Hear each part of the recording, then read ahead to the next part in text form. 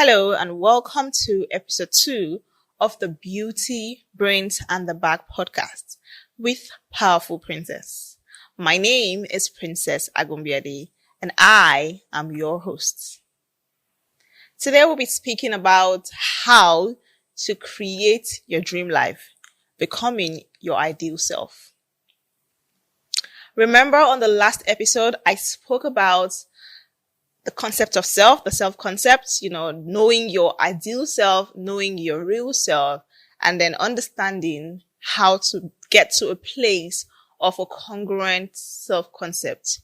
Just to piggyback a bit, when your self concept is congruent is when your ideal self and your real self are in alignment. And today I will be taking you on the process to creating, or rather on the process to taking yourself into becoming that ideal person, becoming the person that you had always dreamt of becoming. Jim Quick said something. The human potential is one of the only infinite resources in the world. Almost everything else is finite. The human potential remains the ultimate superpower. There's no limit to our ability to learn, to think, or create. And this brings me to one of my, I don't want to call it a fear, but one of my fears as a Christian. It is getting to heaven's gates, on the last day and finding out that God had deposited a multitude of abilities and things in me, but I never got to explore any of them, or I never got to become any of the things that God had written in my destiny, just because I was afraid to explore the possibilities. And for those who are non-Christians, let's imagine that you were given a bag, and in that bag there's a lot of possibilities of what you can become. There's a lot of treasures, but you were just too afraid to ever open that bag. And you spent all your life, everything you needed, or everything you ever needed was in that bag. You went through the storm. You had a raincoat in that bag, but you were too afraid to open the bag. And so you never got to use a raincoat. So you got wet. You went through the desert. There was no water. You were so thirsty, so parched. But in that bag that you carry, you had water to drink. But guess what? You never opened the bag, so you never saw the water. And then you finally get to your destination and you realize that you had spent 100 years on a 10-year journey just because you never opened the bag. And this is speaking to everyone listening to my voice today. There is no limits to who you can become. There is no limits to how great you can be. The only limit that there could be is, of course, your imagination. Now, this leads me to explaining my 5 proven methods to creating your ideal self or your ideal life. Number 1, visualize your ideal self. Number 2, set goals. Number 3, do a self-audit. Number 4, get in action mode. And number 5, create your success environment. Now, let's start with the visualization. What exactly is visualization? Visualization is the process of practicing, experiencing whatever it is you want in your life. I would say it's kind of like training your mind into getting there first before you get there. And it is extremely important for people who really want to become more than they currently are. Whatever step you're trying to climb to, you have to first of all get there in your mind before you can get there physically. And this is why the power of the mind cannot be underestimated. So visualization is actually like a process of exercising your mind and training it to be able to transport you to the places that you want to go, because your mind has to get there first and then you would proceed there. Some people often say things like, come on, be realistic. Stop being unrealistic. And I just wonder, because what is realistic? I think basically realistic is very relative, And I always say, when people say be realistic, they're mostly referring to the limits of their own personal imagination. Not yours, theirs. What they often say be realistic about, what they refer to, are things that they cannot conceive as possibly ever happening. But somewhere in the world, someone has done it. What you are visualizing, what you are aspiring to, someone has done it. They might have had different circumstances as you do, but they had done that thing regardless. In fact, a lot of people that are innovators today, if they were realistic, they would never have invented what they invented. We would never have had the light bulb from Thomas Edison if he was ever trying to be realistic. So, don't try to be realistic. Determine what realistic is to you. Define realistic on your own terms. Go ahead and just dream. What kind of life do you want? What is the happiest you think you'll be? On what levels would you have to play to be at your happiest?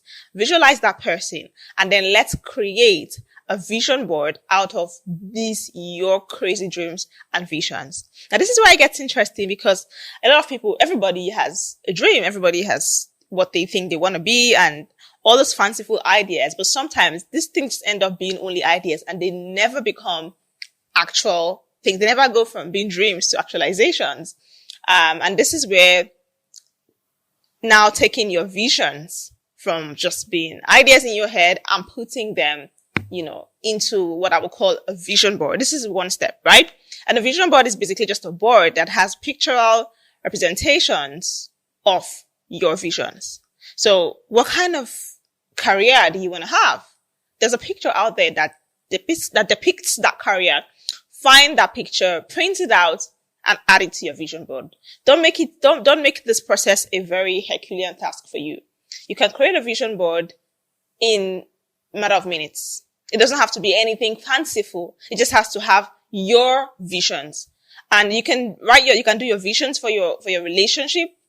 You want to get married, you want to get engaged in the Eiffel Tower, whatever.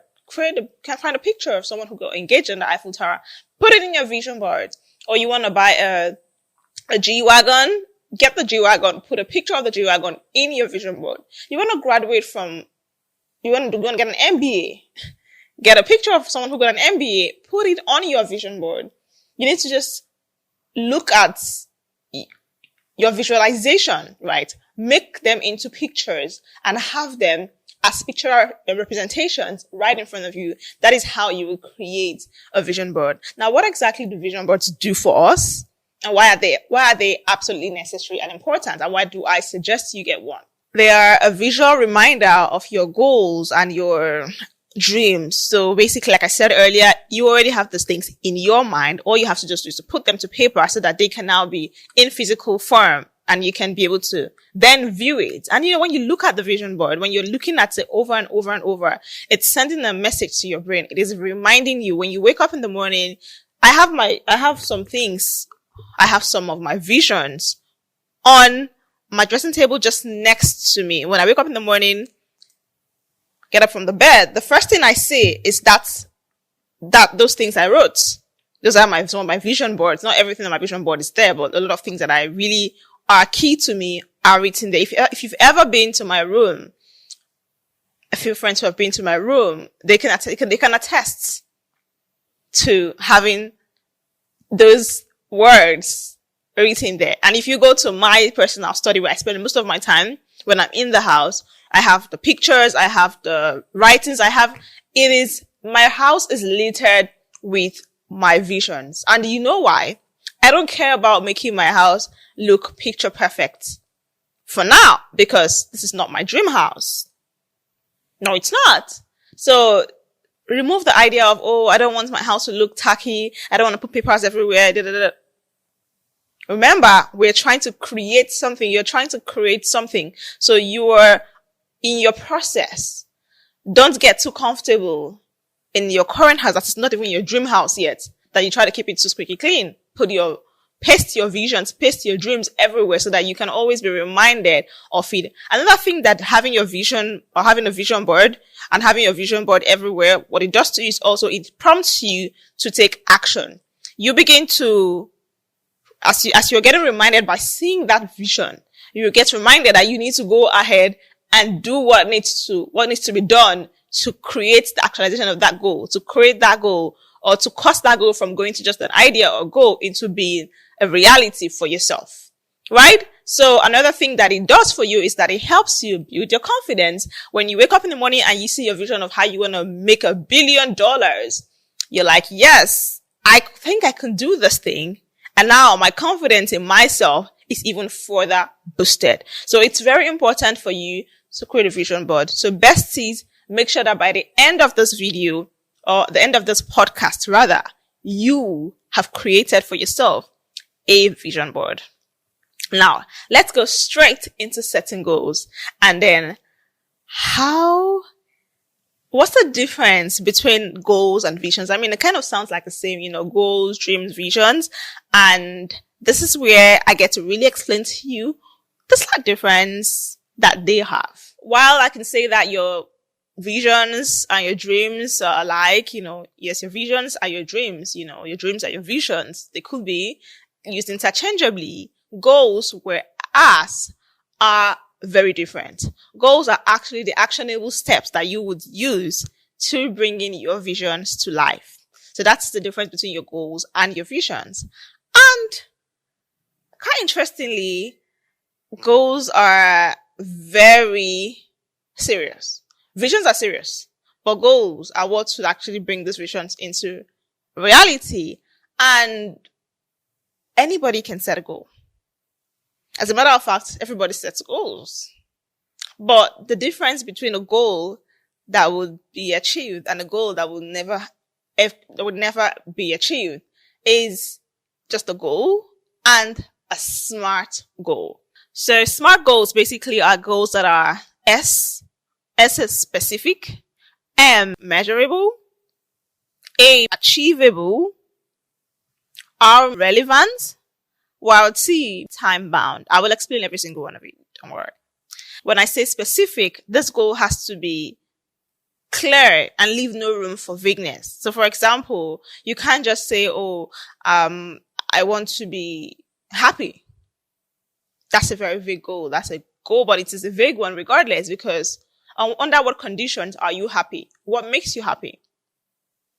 If it's, I want to be in perfect health so that I can be happy, that is specific, because now you're saying that your perfect health is what brings you happiness, and you can actually now strive to be in perfect health. So when we talk about measurable, it has to be a goal that you can put a measure on.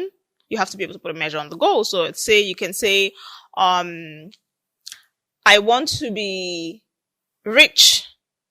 That is, once again, vague, not measurable. So you want to be specific again, by saying, I want to make $1 million. You can measure that. It's very specific. It's measurable. That's a goal, right? But also you want it to be achievable. And, for someone who is very pro, there's no limit to what you can achieve. I also know that when you're creating your vision board, I want you to run wild with your visions. But when you're writing out your goals, I want you to write them in a way that it is actually attainable to you.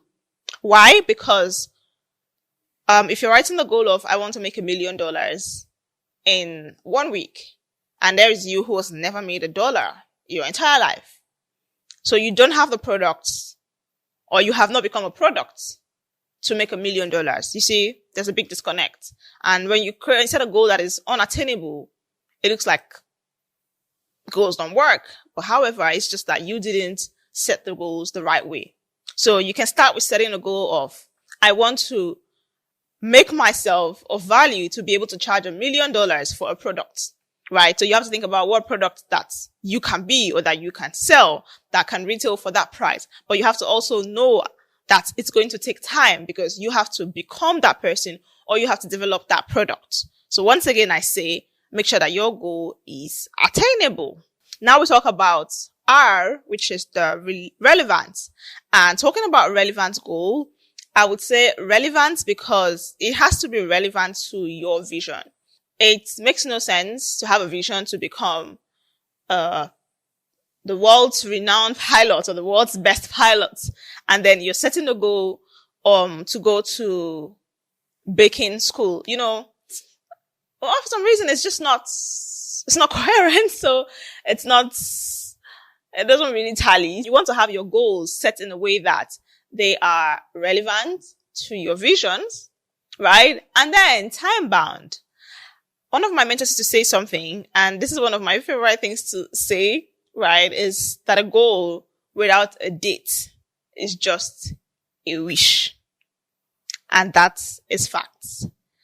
I want to be a millionaire. I want to be a billionaire. I want to buy a Ferrari. I want to get married. I want to get an MBA. I want to get a degree. I want to start a business. Those are all wishes. You wish to do any of those things.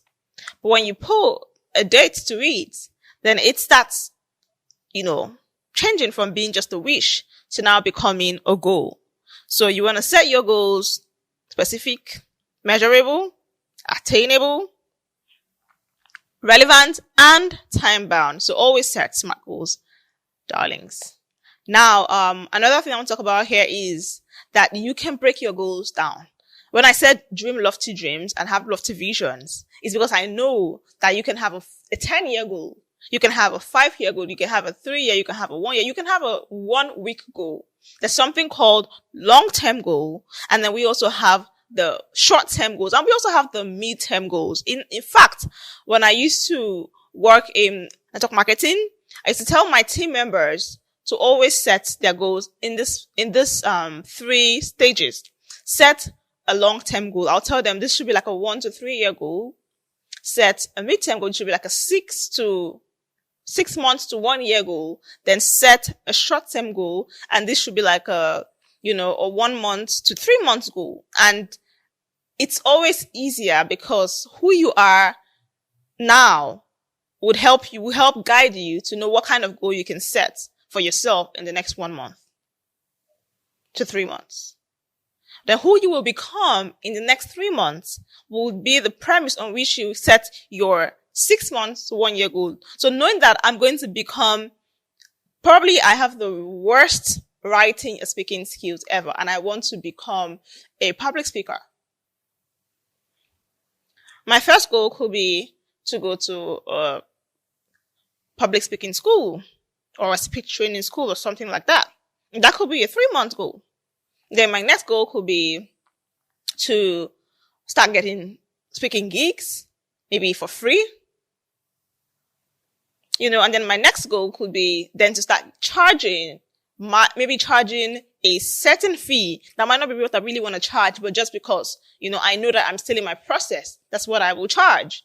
And then my long-term goal could be charging my desired fee, because I know that by that time I would have built myself into someone who is worthy or who is valuable enough, right, to charge this fee. I'm talking about value in terms of the value that you have to give the person, not the value that you have as an individual, because your value as an individual, it's just going to be there. Like, you are always going to be valuable. Okay. Now, also I want to talk about something that I learned from one of my mentors as well. And it's sort of like a way of setting goals that is it's an affirmatory style of setting goals. So more like an affirmation, but it's a way of setting your goals using affirmations. And I found it very helpful because remember that we are trying to create a level of belief in ourselves that we can attain those goals. And we're trying to speak our goals into existence because our mouths are very powerful. But don't worry, I would have a whole different episode talking about the power of the mind. And I hope that you would listen to that as well. Right. And then I would get to really explain how to set affirmatory goals in that episode. But it goes something along the lines of, I'm so happy and grateful. That is basically you're already expressing gratitude for the goal, because the goal is going to come because you believe it's going to come to you. Right. So I am so happy and grateful now that I earn $1 million by December 31st, 2024. You can see that goal depends on who owns the goal, but it's specific. What do you want to earn? $1 million. Depends on who owns the goal. It is measurable. You can see $1 million can be measured. It's quantifiable, right? Also, it is attainable. Depending on who has set that goal, right? It is relevant to a vision of someone who wants to make a lot of money, right?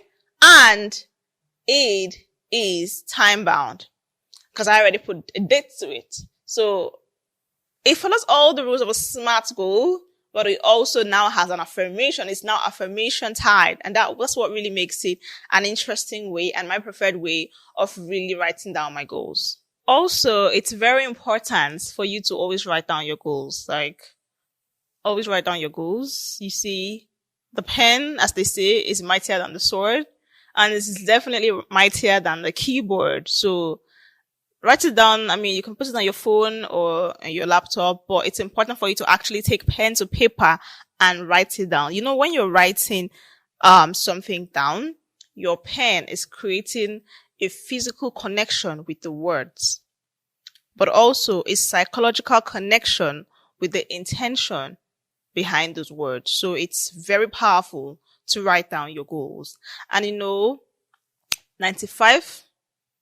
of people that are successful in the world all have their goals written down.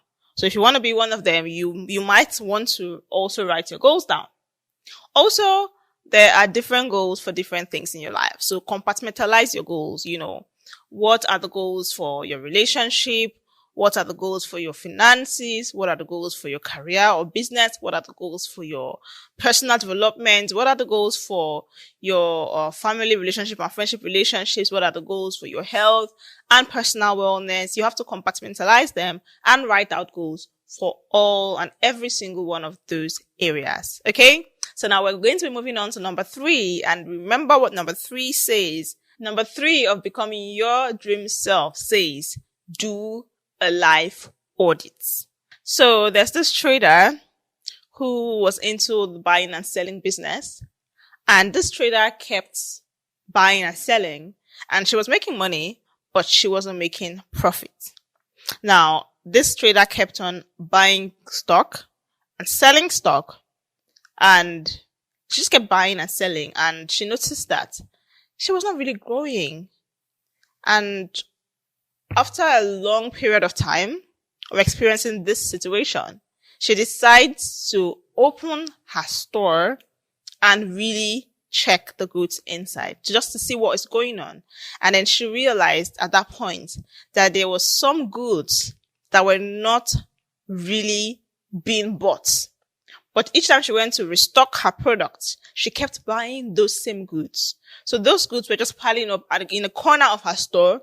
But because she never tried to just check to see what exactly was going on, she just kept going about her daily business. She did not figure this problem out or figure this thing out until she had already acquired a whole truckload of goods that nobody was buying. So had she done this assessment maybe earlier during her business, she would have discovered that this particular product, my customers are not buying it. Maybe they don't like it. Maybe it's not good for them, but she would have known not to buy those products or not stock those products again and stock the ones that people are actually buying. But because of her lack of assessment of her store and her business, she never got to find out what was not right about her business. And that's exactly how I want to take your life, right? You need to realize that you can't just be moving. I mean, moving and going is important, but it's also important to stop and take stock. What is an audit? An audit is basically an assessment, right, of your situation or of your establishment or whatever it is that you are trying to audit. So in here, in this topic, or this particular part, I'm talking about how you can assess your life. That is the only way to know where you are right now, what you need to add to yourself, what you need to let go of, and what you need to, continue to do. Basically, you would, at this point, know the things that serve you And you will at this point know the things that do not serve you so you can cut them off completely, right? And how do we go about making this assessment? How do we go about making the stock taking of our lives? So there's something called the wheel of life. And this part is actually a bit practical. So get ready. Take like a paper, I'm sure by now you have a journal, right? So take your journal or your notepad, write out these different categories, right? So I have the internal, we have the external. For the internal, we have the health, we have business/career, we have finances, we have the personal development. For external, we have your romantic relationship, we have your friends and family relationship, we have your fun and recreation time, and then we have your environment, right? Now, I want you to do something. It's called the wheel of life, right? Stock taking for your life right now. Any part that you have to grade it now according to how well you are doing on any of this, parts I just laid out.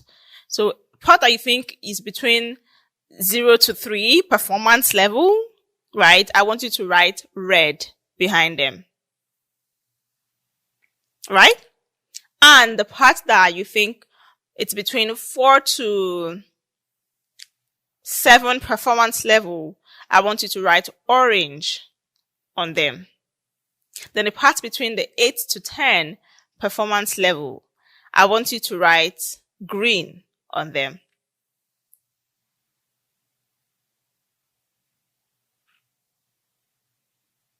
Good. Now that you have done that, you have an idea of what parts of your life you currently are flourishing at. The parts that you see green written on are the parts that you are flourishing at currently. So let's say if you have green in your significant order, you're flourishing in that part. Good. Kudos to you. If you have green in your finances, you're flourishing in that part. Kudos to you. If you have green in your environment, kudos to you. You are flourishing there. You see, if you have orange in some parts, that means those parts are kind of struggling to keep up. And it means that you might need to pay extra attention to those parts. But the parts where you have red, those parts they're crying for help. They are basically begging to be noticed by you. And you need to start noticing them and paying attention to them. So having this wheel of life, personally, I would suggest that you don't just do it once and forget all about it. I think you should make it a habit to do this maybe every quarter if you're too busy. But if you can, why not do it every month? See what parts of your life are struggling so that you can know what parts to prioritize and, how to go about making sure that you are able to achieve a little bit of, balance sort of, in your life. Now, another way that we are going to help you take stock of your life or do your self-audit is by looking at the limiting beliefs that you have about yourself. Talking about limiting beliefs, I mean, those beliefs that you have internalized about yourself, those negative thoughts that you have kept in about yourself. When someone told you when you were younger that you could never amount to anything, he's a failure. She's a failure. We have some people that when we were younger, they were just placed in our life to create a negative, experience for us. But thankfully, they no longer have power over us because now we have grown into ourselves and we have learned from this podcast that we have the power to change our story. We can now reclaim our identity. We can now decide what we want to be called and who we want to become. So if somebody had told you when you were younger that you are a failure, it's time for you to now negate it and decide that you are not a failure. Rather, you are a success. So now write out all your limiting beliefs. If it's about money, write it out. It's about relationships, go ahead and write it out. It's about, your ambitions or your goals, about whatever you want to do that you think you're not good enough to do. Write out every single limiting belief that you have of yourself. I'm not going to read these things. So you have to be honest with yourself when you're writing them down. This is you taking an honest audit with yourself for your own benefit. So don't hold anything back. This is a very healing exercise. So write it down. Write as many as you remember. In fact, you can take your time. Don't be in a rush. Remember, go back into your childhood. Every word that was said to you that you think that you don't think serves your dream life or your ideal self, write those words down in a sheet of paper. If you need to use 10 sheets, go ahead and use 10 sheets. Now, in the next sheet of paper, I want you to now do my favorite part, which is now write out the reverse of those limiting beliefs. So if you were said that you would never amount to anything, write it there. I am so happy and grateful. Remember that we now write our goals in affirmative words.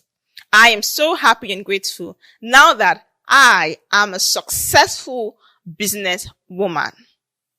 You would never be a pilot. You don't have the ability to get to that point. You would write it on your other sheet now. I am so happy and grateful now that I have become a pilot. You will never make any money. I am so happy and grateful now that I am wealthy, abundantly wealthy. Every limiting belief that has been said to you, either by yourself or by anybody that you have ever encountered in your life, I want you to counter those beliefs. Write the counter of those beliefs in another sheet of paper through affirmative means of writing. And those ones, you will then paste them on your walls within the line of vision for yourself. Pick a point in your house. It could be your living room. It could be your bedroom. It could be your study. Wherever you spend a lot of time, put it there. You must always see those things. Now, the paper that has the limiting belief, what do we do with those ones? We take them and we rip them apart into the tiniest pieces possible. Don't rumple and throw. No, we are ripping, we are tearing them into tiny papers where they are almost not even legible anymore. Then you pack those pieces and you throw them away because now those things are no longer your reality. They no longer hold any power over you. Your new reality is that which you have pasted in affirmative words on your wall, right? So we have audited our beliefs now.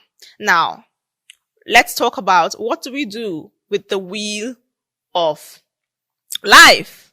Now that we know our red, our orange, and our green zones, we will now start to create steps with which we can turn our oranges and our reds into greens, and how we can also keep the greens be at green. You don't want the green to enter into red because you have abandoned it and focused only on red, right? You have to find a way to keep greens at greens while you now elevate orange and red to green. So let's go now into the step 4. And this is my favorite step actually. Take action. At this point, I hope you are still following me and I hope that you are enjoying this podcast. This podcast is going to help you transform into your best self. And I cannot wait to hear all the stories and testimonies of your amazing transformation. So now I want to talk about getting in action mode. There's one quote I like. I think it says, "Only the men of action are favored by the goddess of good luck." You know what that means? It means anybody can dream. Anybody can have visions. Anybody can set goals. But only the ones who take action are the ones who will actually get the results they seek. I have a story to tell. Now, there is a student who has gone to school and is in class, is in school. You know, doing what students do, staying in class, and everything. But by the time it gets to writing exams, this student never writes any exams. And the only action that was required of this student in that school was to write the exams so that they could get awarded a certificate. But this student never writes any exams. And then at the end of a 4-year period, which is actually the period for getting that particular certificate, the student doesn't get certificates. What was the reason? The student had visions and dreams of being a graduate, but the student didn't take the action that was required, which was to attend the classes and to write the exams. So you see, you can have visions of being something. You can even be in that environment where that thing can happen for you. You can have the goals, you can set the goals, you can create the environment, you can do all these other things. But you see, if you don't take the action, that thing just never happens for you. And so it's important for you to not only have visions and set goals, but to also take action. The prescription for all the success you desire is action. And the success that you desire can only be achieved through deliberate, intentional, and consistent action. So I want you to now we've done all the planning, we've written out the vision board, we have written down the goals, we have done the audit, we've done all the planning. So it's time for you now to get out of the planning and the thinking stage and get into the acting stage. You see, thinking and planning is not action, right? Now it's time for you to get on the field and to put all the thoughts and the plans that you have into action, right? So now how can we get into action? I think a lot of people, myself included, we have spent a lot of time, weeks and months, some people even years, just planning, creating the idea of their dream life, visualizing and I love visualization so much, right? But there's a time to visualize. There's a time to write your goals down. And there is a time to go on the field and work, because it's only the act of doing, right, that will bring you the results that you want. Point. So how do we get in action mode? So I know that a lot of people, myself inclusive, can get pretty overwhelmed quickly when you look at your goals and you just see all these mighty, lofty goals that you've set for yourself, and you get overwhelmed, sort of like intimidated, and you draw into your shell, and then you start procrastinating. You start saying, you know what, I'll do it tomorrow, because it looks too big and too massive. It kind of just forces you it forces fear upon you. Now, that is why I explained the concept of having your long-term goals, your short-term goals, and your mid-term goals. But now let me give you like a very lovely thing that I learned from a book called The One Thing. And this book taught me, how to break down my goals into smaller chunks. So basically this book says that the majority of your results in life come from minority of your action. So it's basically the 80-20 rule. So you need 20% of your action to create 80% of your results. Eureka. I was like, what? But we just think that we have to do everything. We put everything on our plate and we start getting overwhelmed. Meanwhile, not everything on our plate is actually necessary at that point in time. This is why it's good for you to break down your goals so that you can be able to see what is needed, right, at the point in time. All your goals are important, but not all of them are urgent. So you need to know the important and the urgent, the important goals, and you have to know the urgent goals. I had to learn how to go from having a to-do list to having a success list. A to-do list can go from 10 to 20 things that you need to do. maybe even 30 things, and you start feeling like, that's so much to do. And then you just lose your willpower. You just run out of steam. You don't get to do anything. And that used to be me every single time. But when I learned how to use something we call a success list, I became a lot more productive. And guess what? On that list, I only have 4 things, maximum of 5 things on it. And those are the 5 most important tasks to complete in that day. It might look like, that's a lot, that's only very few, but ask yourself, what is the one most important thing that I must do today upon which I can now then build every other thing? Because there's this concept that I also learned from this book, The One Thing, which I think you should read, by the way. It's the concept of your willpower and how your willpower is like a currency and it can get used up quickly. So that's why it's important for you to wake up in the morning and do the most important task first. So that by the time your willpower has diminished, it has gone down, you have already done the most important task of the day.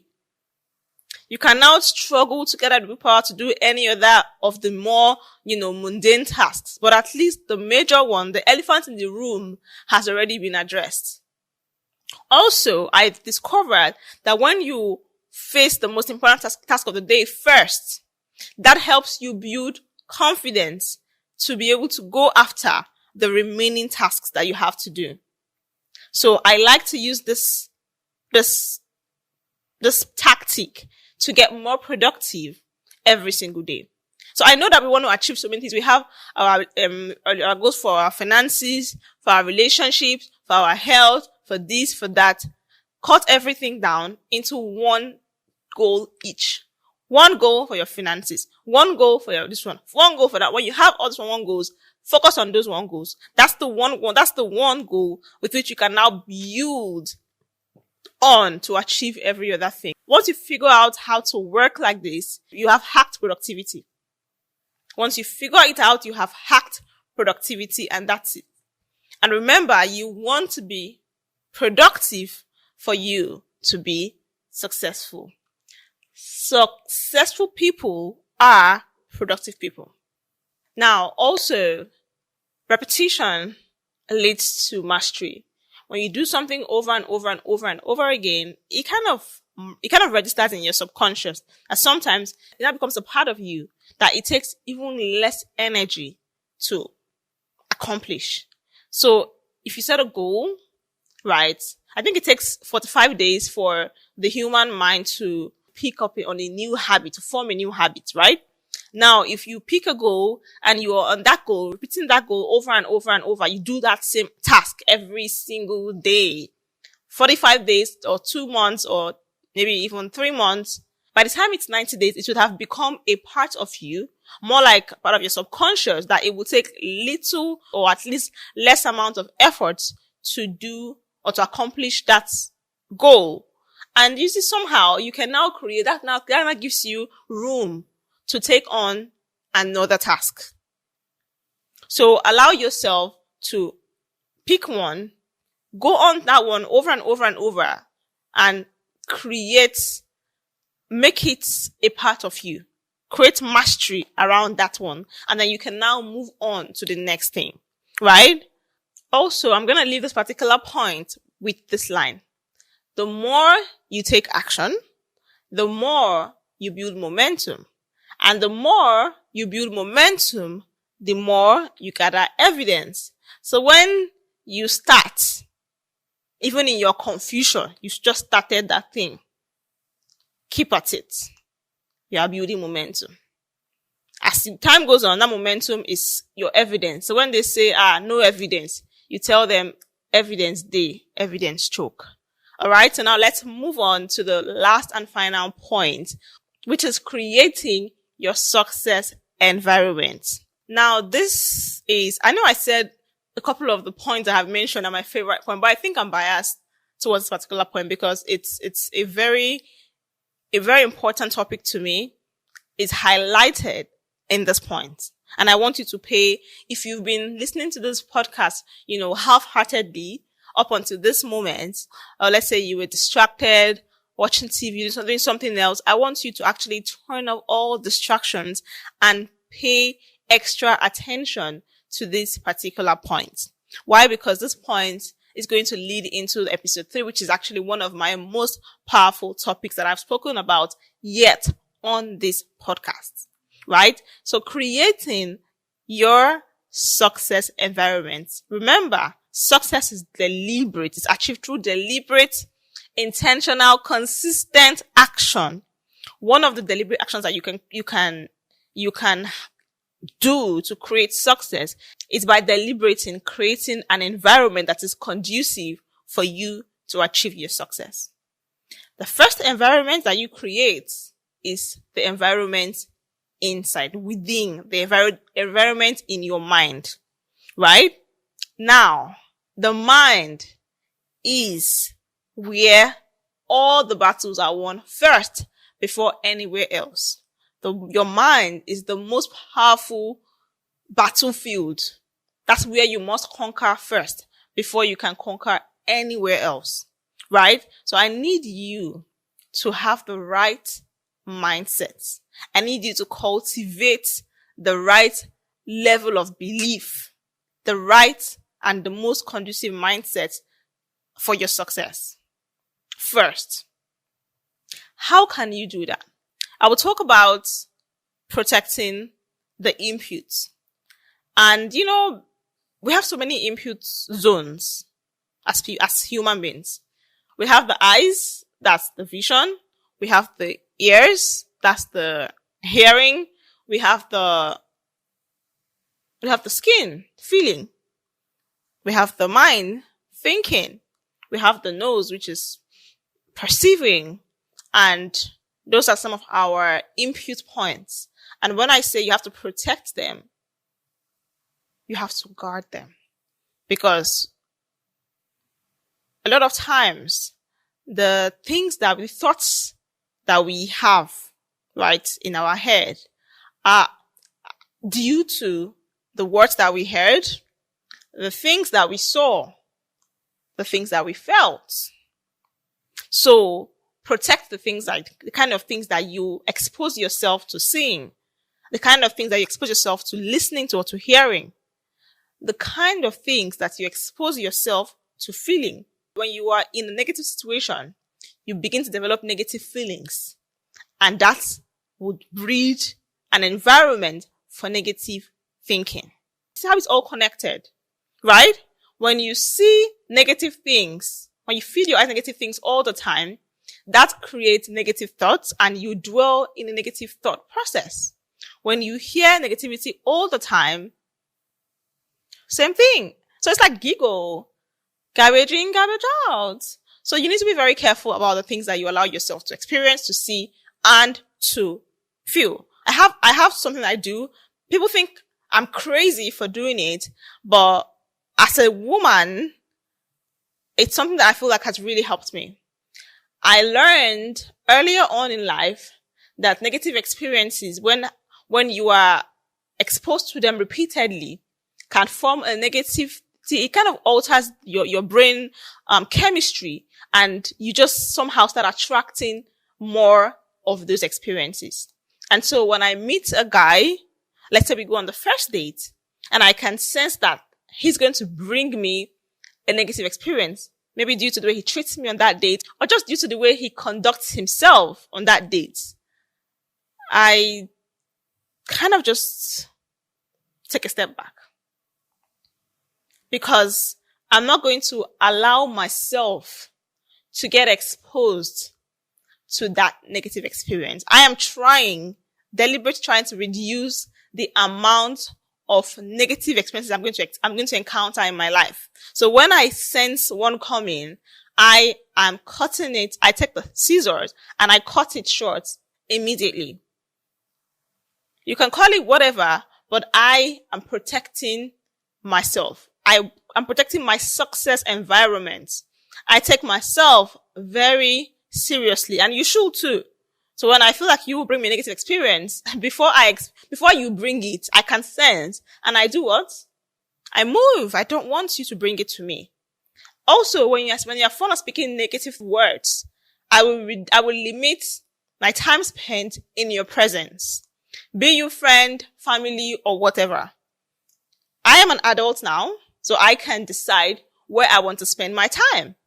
I spend my time where I will get fed with positive words, affirmatory words, words that are going to uplift me, not words that are going to pull me down. Remember, deliberate action. Even with TV, I don't expose myself to things that are not positive information. I try to limit. I mean, it doesn't mean that I haven't seen things that are negative, but the ones I can control, I try to limit it because I see my mind as a fertile ground. Whatever I plant in it, due to what I watch or what I hear or what I feel, is actually what gets to germinate and grow. So I am not allowing for negative thoughts and words, feelings and, visions into my space. That is number one step of protecting or creating your success environment, right? Another way to create your success environment is to build the right support system around you. It's important for you to be where you are often celebrated, where the people that are around you, they love you, they support you, and they speak affirmatory words into your life and not derogatory words or words that can tear you down. So I am intentional about my circle, right? And who I talk or who I tell about, my goals. Cause some people are dream killers. Or they try to, cause nobody can kill your dream except you. That's the honest truth. But they can try to. So when you tell some people about your dreams, you can already sense that they have a negative feeling towards your dream and they try to communicate that negative whatever to you in a bit to discourage you.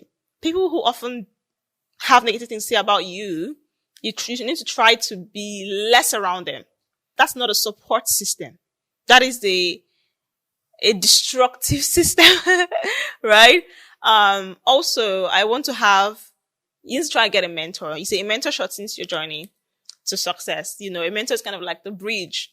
It kind of just helps you to avoid taking the longer journey and takes you through the shortcut. So if you can get a mentor, you should get one. Sometimes you might not be able to have access to who you want to mentor you directly because you just haven't got to that point where you can have access to them yet. So you can look online and see if they have any videos or they've written any books or they have any kind of like courses that you can purchase so that you can be able to have access to them, at least an indirect access to what they have, the information that they have that you want to learn from.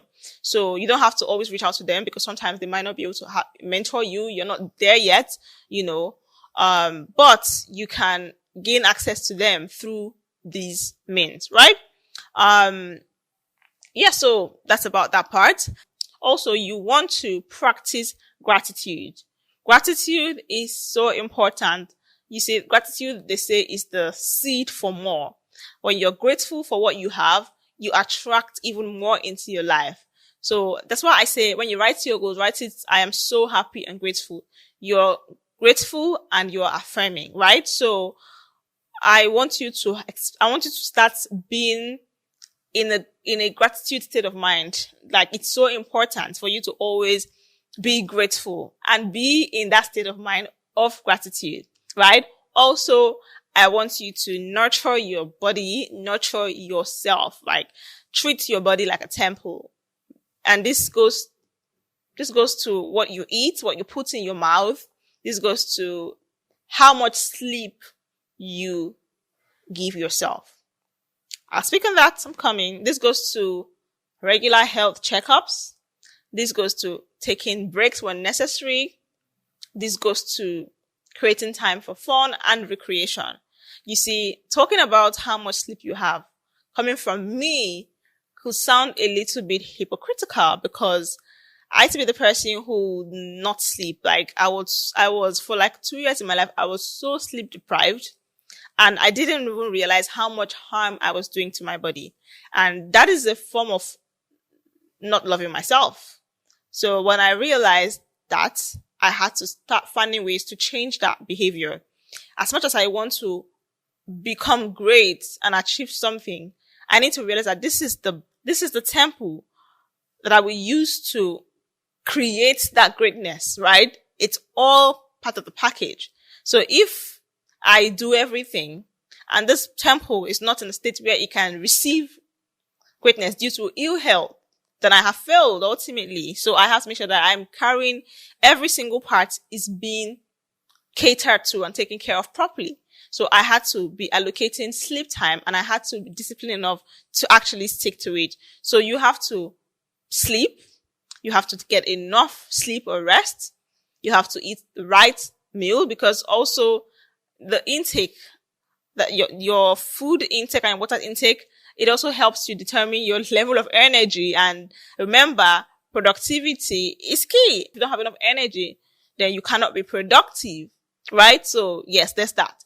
Also, you want to take breaks. You are not a machine. You are a human being, and you need to be able to take some breaks where you can allow your mind rest, where you can allow allow yourself a bit of time off the hustle and bustle of life, right? Also, you want to create time for fun and recreation. All work and no play makes Princess a dull girl, and all work and no play makes you a dull you. Now, also, you want to celebrate yourself. Celebrate yourself as often and as frequently as possible. When you hit a milestone in your life, if you can afford to take yourself out for dinner, take yourself out for dinner. If you can't afford to eat out yet, cook yourself a special homemade meal. Sit in your table, your dining table, get a glass of water, juice, soda, whatever you drink, and celebrate. Cheers to that accomplishment. Trust me, nothing is too small to celebrate.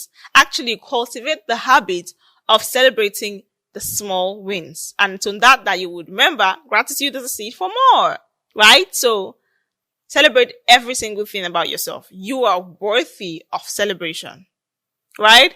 And now to conclude this, I want to also say, heal yourself of past trauma.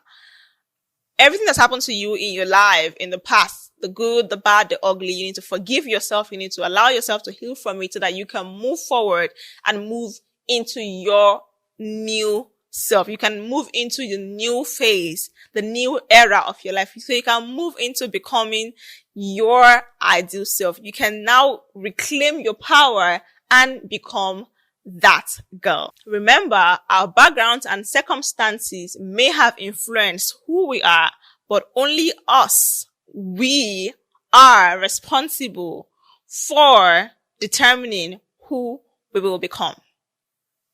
So thank you for listening to episode 2 of the Beauty, Brains and the Bag podcast with Powerful Princess. Until next time, stay pretty and pretty powerful. Stay pretty and pretty powerful.